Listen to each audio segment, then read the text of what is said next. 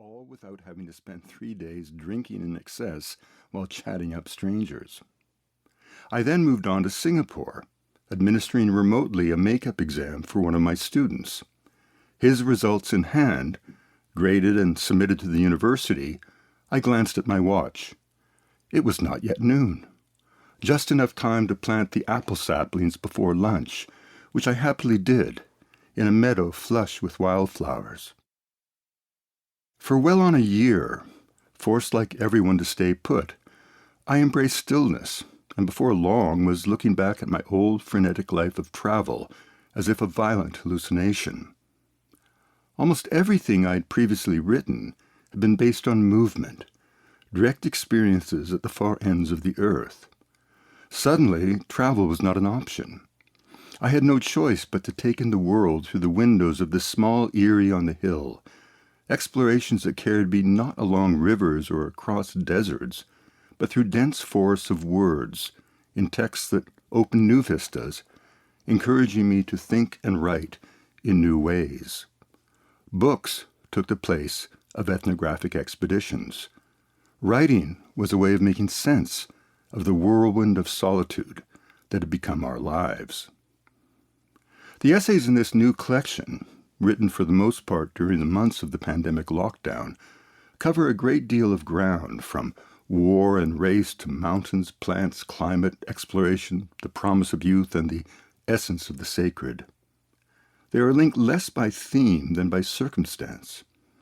They all came about during the unhurried months when one who had traveled incessantly was obliged to stay still, even as events flared on all sides in a world that never stops moving. One of the more notable contributions in the collection, The Unraveling of America, exemplifies the serendipitous, even accidental manner by which so many of these essays came about. Early in the pandemic, invited by several editors and publications to write about the crisis, I hesitated, uncertain that I had anything new to contribute. Then one summer evening, late in July, as I paddled a kayak around our island, it struck me that the pandemic was less a story of medicine and public health than one of history and culture. Over the next 2 days, I wrote 7,000 words, which went off unsolicited to an old friend, Jan Wenner, founder of Rolling Stone. Jan shared the piece with his son Gus, who passed it on to his editorial team. After some clever reworking, it was posted on the Rolling Stone website on August 6, 2020. Within 6 weeks, it had attracted 5 million readers and generated 362 million social media impressions. Media interest in the story was sustained over many weeks, with interview requests coming in from 23 countries and from outlets across the political spectrum.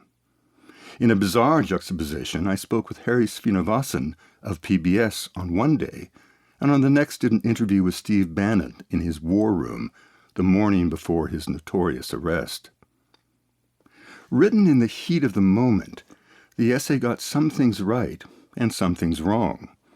With the re-election of Donald Trump a distinct possibility, the plight of America at the time looked especially grim.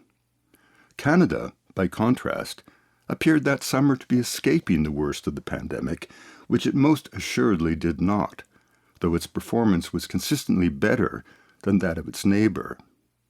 No vaccine had been developed in less than 4 years.